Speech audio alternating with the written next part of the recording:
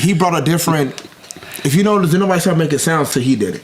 You notice on the fight scenes, nobody made them sounds until he started doing them, and then everybody started making sounds. But before he got on there, Austin St. John was playing.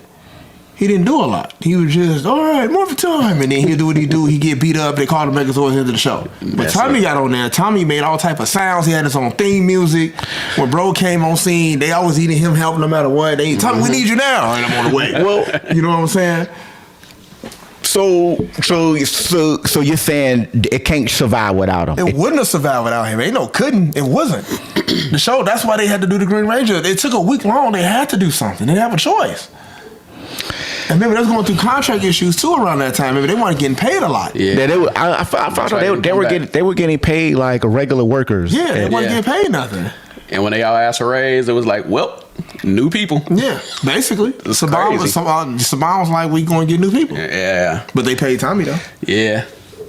I mean, they paid JDF. So what we were just mentioning, I know it's not about Power Rangers, but about wrestling. You got a person who's like, without him, wouldn't have gotten there.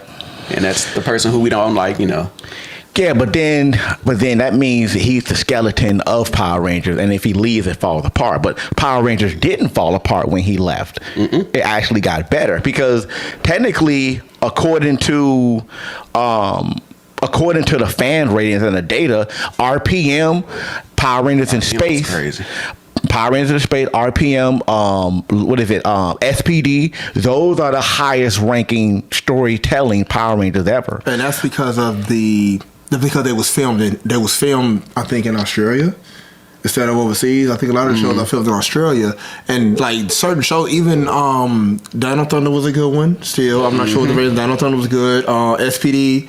The one with the Quasar Sabers. What is the name of that one? I'm not. Crap. I should know this, and I don't.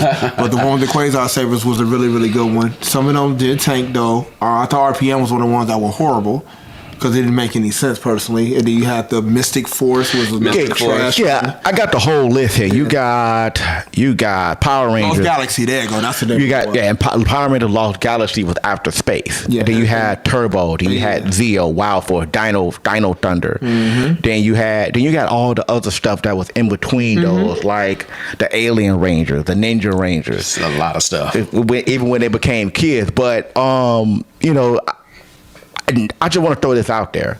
According to the data, RPM, Time Force, and Power Rangers in Space, outside of Lord Draken's story, those are the best storytelling Power Rangers.